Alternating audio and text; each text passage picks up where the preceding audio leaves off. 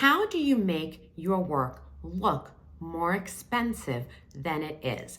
This is probably one of the most important things that you're going to do. It's one of the most important tricks and skills that you are going to develop. How do you spend $1 and make it look like you spent $2? And why are you so interested in doing this? It's because when you are taking somebody's money and you are figuring out where to place the dollars, you need to understand that you are trying to figure out not only what's best for your client, which is, I believe, if we make decisions based on what's best for the client, then what's best for the team, and then what's best for the individual and the owner, you can't get it wrong. If you're honoring your client and you're taking care of your people, it will always eventually take care of you as the team leader. But you do have to be mindful in saying, how do I support my client's vision?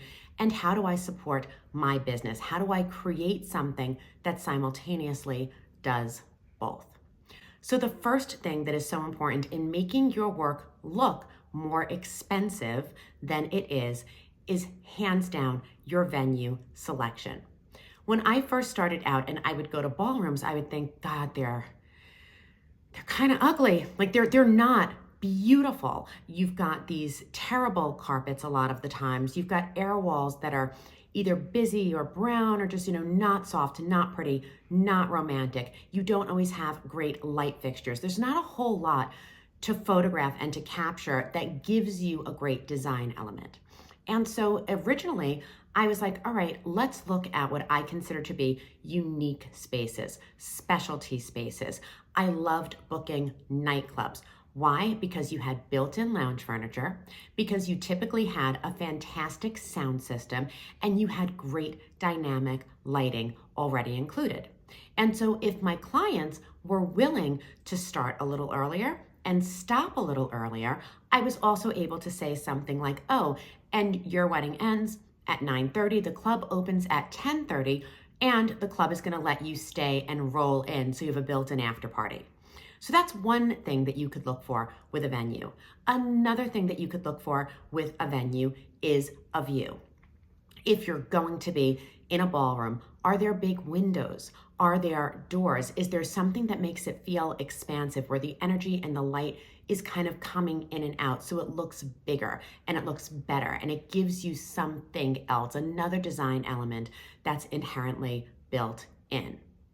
I also looked for great outdoor spaces. Why? Because the outdoors are inherently beautiful in some way. If you're out on a golf course, you've got greenery, you've got plants, you've got trees, you've got sunshine. All of that is there and exists for you. If you go to a venue that has a backdrop, a waterfall, a rock wall, a big tremendous tree, huge design element that's already there that you can use at will as another way to elevate the look and the feel. And then even now, if I am working someplace and I am in a ballroom and I'm not being completely transformative, and even today that still happens, and that's not about the money. That's about the client saying, oh, I love this carpet, I really don't want to cover it. I may not love the carpet, but the client loves the carpet. So when I'm looking at a ballroom or I'm looking at something and I know I may not be covering all of it, then I'm leaning into the space. I'm saying, you love the carpet, okay, this piece has meaning to you because, okay. At that point, I have the choice of ignore it and pretend it's not there, or leverage it and lean into it and use it as an element. And that will always get you further than just trying to pretend that it doesn't exist. The second thing that you're gonna do to make your work look and feel more expensive than it is actually has nothing to do with design and everything to do with documentation. Now, what do I mean by that? This means who is photographing and videotaping your work. When you're sitting with your clients and you are divvying up the budget and you're trying to figure out where to spend the money so that you get the most impact for your clients and for yourself, photography specifically, video specifically, these are so important. Why? because this wedding is your calling card for the next wedding. The photos and the videos that are created are the thing that is going to help you sell to your next client. And so when I first started out, I identified photographers that had two different things. Number one, I wanted a photography company that saw the world the way that I saw it. I'm somebody who has a little bit of edge to me. You have no idea how hard it is to do these videos and not just curse, because I have a tendency to do that, but I'm being good. But I'm trying. And so when I look and I go, okay, I want my work to be reflective of who I am. I am somebody who's a little bit edgy. I looked for photographers whose work had a little bit of edge. Why? Because not only were they going to do a great job for my clients, but it set my work apart. It gave me something a little bit different. And people who looked at the work said, ooh, that's a little bit more dramatic. It's a little bit more fashion forward. It's a little bit more exciting or darker. And that's what I was looking for. And so the second thing I wanted to find were people who were really good at shooting details and people who were willing to work with me to where I would say, I have this centerpiece and I want the centerpiece to look bigger than it is. So can we shoot it from a down angle going up? If we're going to shoot it straight on, can we light it differently? Like, can I hold a light? Because I didn't have pin spotting. Can I hold a light to really make that stand out? Could I find someone that would photograph so many things, so many different ways, so that it looked like I had more than I did? So going out and investing in a photographer that sees the world the way that you see it and that can really create images, detail images, and put your couples in those detail images. Is that something that makes your work look more expensive? Yes. And so now you're naturally drawing the eye of people who want that same work and who are looking for it and who are going to invest more in it. The third thing that you are going to do to make your work look and feel more expensive than it is something that I am still doing today, even with the budgets that I have. And that is to repurpose and reuse your items, especially your floral. So this is about saying, okay, I'm gonna buy this, I'm gonna rent this, I'm gonna pay for it once, and I'm gonna use it over and over and over again. So one of the ways that I started with this is when I did centerpieces, I never wanted the bottom of the table to just be empty if I had a high centerpiece.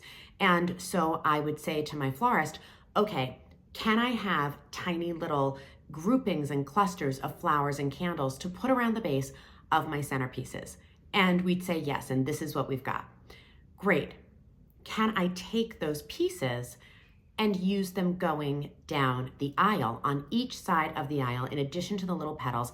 Can I have these pieces on the aisle and then during cocktail hour, we pick them up and we move them inside? When I started, this was revolution. People were like, we don't do that. Well, why not? Why don't we do it? Just because you don't do it today doesn't mean you can't do it tomorrow. And so if a florist doesn't do it or if somebody else doesn't do it, I said, okay, great. Can I have two people? Can I pay for labor? It's a nominal cost, but can we have people that are going to pull these off from here and then move them over? Can I have my team do it? Now, yes, there's an assumption of risk. What if you break something? What if you trip? Anything can happen, and anything and everything does happen. But the risk pales in comparison to the reward. And so we would literally have the bride and groom go down the aisle, the couple would go down, they'd head out for pictures or cocktail party, and we would all be scurrying in, picking up all the pieces, and then moving them from the aisle to the tables. As my centerpieces got more elaborate and became bigger and, quite honestly, much harder to move, it became a question of, okay, what items can move? What items can be deployed? How can we shift things?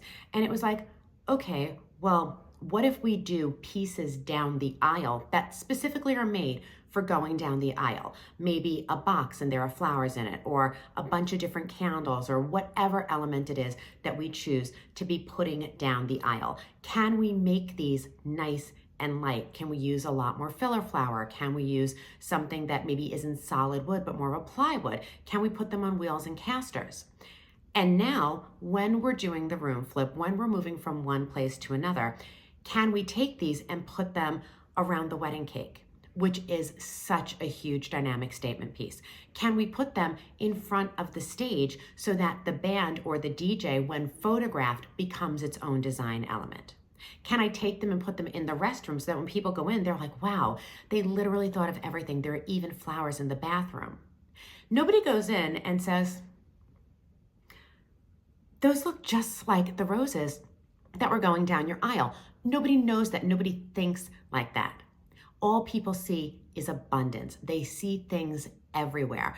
And that's the goal. The goal is to make sure that the guests feel like there's an abundance of stuff and that your photographer has an abundance of items that they can then shoot, because those photos become your portfolio, and your portfolio is your promise to your future clients of what can be, what you're going to do, and what they're going to experience as they go on their wedding design journey with you. The fourth thing that you are going to do to make your weddings look more expensive is to develop a colorway and a color story. Now, we've talked about this briefly, but anything in abundance looks more expensive. Anything in abundance feels more, it just feels like there's more of it, so there's more money, so it had to be more and more and more. I love more is more. It's very hard for me to go into a minimalism. I love something that is big and over the top and that really kind of gets you excited. And so doing something with a color story is the best way to do this. So take a look at something like my emerald green wedding. It worked so well because everything was green and your eye was overwhelmed with the green, not in a harsh way, but in a way that you just accepted that this was a green wedding, that green was everywhere. It was clear that we did something production-wise, but this is also true with pink. It's also true with peach. It's always true with white. And so when you're looking and you're saying, how do I make things look more expensive? Even if you don't have a 6 and 7 figure budget, one of the best things to do is commit to a color and put it everywhere. And when I say everywhere, I mean introduce it in your invitations. You have to have linens. They can be white, they can be black, they can be orange, they can be blue, they can be green or yellow or purple or any other color that you want. Create a base of color. Add to it and layer it by using the same color chargers, by using the same color vessels, by using the same color flowers. It's not going to be overwhelming or boring in a negative way. It's going to feel like there's more because you've taken one element, color, and you've used it again and again and again. Creating a color saturation is always going to be, number one, it looks intentional, which means that somebody paid attention, somebody designed, that always looks and feels more expensive. The second thing it does is it allows you and gives you room to breathe into something. So you're able to now turn around and say, I just keep building on this one element. And you can kind of have things move into each other. So when your eye is looking at a centerpiece, if the table is pink and the flowers around the base are pink and the menus are pink, and then you have your centerpiece. Your centerpiece, also in pink, is naturally going to look bigger than it is because your eye is going to bleed from the pink flowers into the pink linens, into the pink invitation or menu or paper. Everything is going to kind of flow into itself. And so everything appears bigger. And when it appears bigger, it appears more expensive. Now, you may be in a situation where you say, I simply can't do that kind of color saturation with where I am. I'm outside and the bride or the groom want this color and the client is looking for this, and it just isn't possible. In that case, the trick for design with a colorway is to neutralize everything as best as you can. Go with a white linen, go with a black linen, go with black and white together, because first that always elevates. Black and white always look richer, they look more expensive when they are intentionally paired. And then you pick the one color that stands out from your environment. You pick the one color that is really pronounced, especially if you're in an outdoor space and you've got maybe like, a big green bush that flowers in pink. Now you say, okay, that becomes the impetus for our color story. So now everything that we're putting on the table is going to match that greenery and those pink flowers. Because when your photographer shoots it, the same thing happens. The black and the white neutralize and they look elevated. Bonus points if you can do that in interesting colors and fabrics and textures. So maybe you use a black velvet linen and a white satin napkin, because that takes the black and white and elevates it with the materiality, with the texture. And then when they shoot it and the big bush or the big tree is in the background and the flowers on top look like and echo and play well with the big bush and the tree in the background, and everything has the pink and everything has the green, everything does look bigger and more expensive. So really spend time looking at colors and how you can either go really deeply into a color saturation, or how you can pick one element of your space and use that to tell the same color story over and over and over again. Okay, so the fifth and final way that we are going to go ahead and make your work look more expensive than it is by really leaning in to details. Now, everybody says God is in the details, the devil is in the details are in the details. The details, the little decisions that you have to make, these are the things that are going to set your work apart. It's also what really kind of creates a special custom experience for your clients. If there's a decision that you have to make, if something matters so much that you actually need to invest the time and the emotional energy into making a decision about it, then you need to make a good decision. You need to make a decision that furthers the client's story, and you need to make a decision that furthers the design. So let's take one element. Let's take an element such as seating and escort cards. How are you going to tell people where they're sitting? The most basic form is going to be a tiny little tented, folded escort card. You're going to set it up on a table. Maybe you put a flower centerpiece in the middle of it. Maybe you put some candles. Okay, great. Or you could do a big board, and this could be a seating chart, and everybody's name is on it, and they're alphabetical, and it says their table number. And maybe this board is really big, and maybe you have flowers underneath it, or maybe you have candles, but it's something that takes up space, that's a design element, that looks really beautiful, that your photographer can get pictures of. Bonus points if they get a photo of a guest actually going and pulling their escort card off of it. Now you say, okay, well, are we also going to give out favors? Sure. Why don't we combine these two? Let them do double duty, make it more interesting, make it more design driven. So maybe your couple is giving out tiny little bottles of tequila. And so now we're going to tie a ribbon around the tequila bottle, and we're going to put a little customized tag on it. And the tag becomes the escort card that takes them to their table. We can set these up on a big board. We can set them up on a table. We can have servers holding them on trays. But now you see how you've taken the one design element of an escort card and you've turned it into something else. Number one, it becomes a bigger driver of design. Number two, it becomes an experience, something that people are talking about, something that people can videotape. So your photographer, your videographer, and your guests are all interacting with design in a really meaningful way.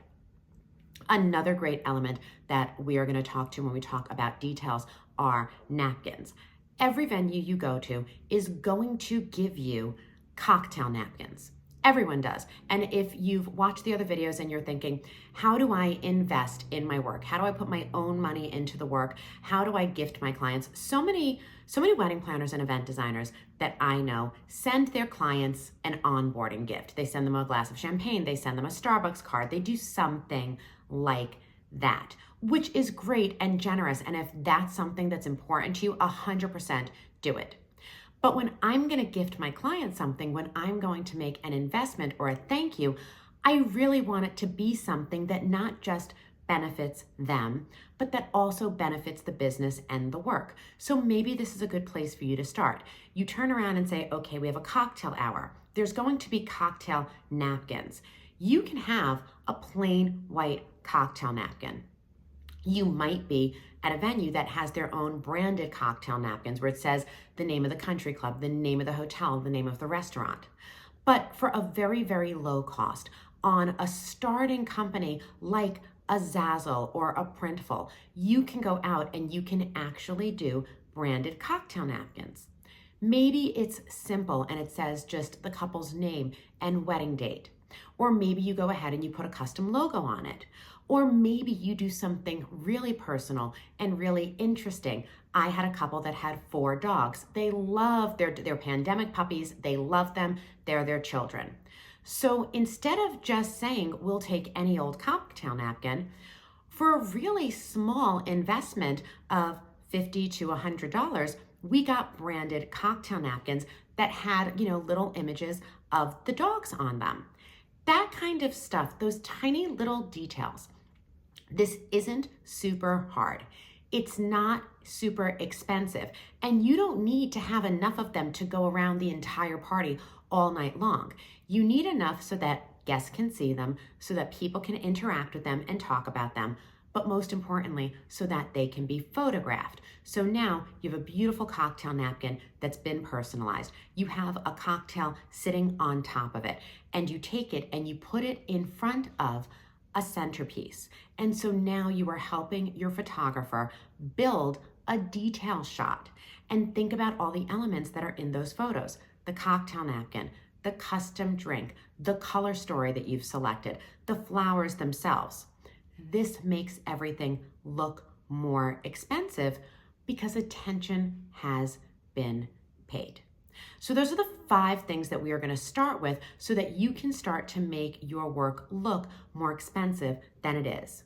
I never think that you should throw everything at the work. I think that you should pick a few elements and really let them do the heavy lifting. Let them stand out. So maybe you really do want to do something super fun and exciting at the bar with a custom cocktail and a napkin and a small little centerpiece. Maybe you want to go out and go crazy over the favors. Whatever elements it is that you choose to make sure that you invest in details, if they're not documented, they weren't there, they didn't happen. Make sure that you create a list of every decision you've made and every detail that you have, and that you work with your photographer so that they are photographed so they can go into your portfolio and attract a higher level couple.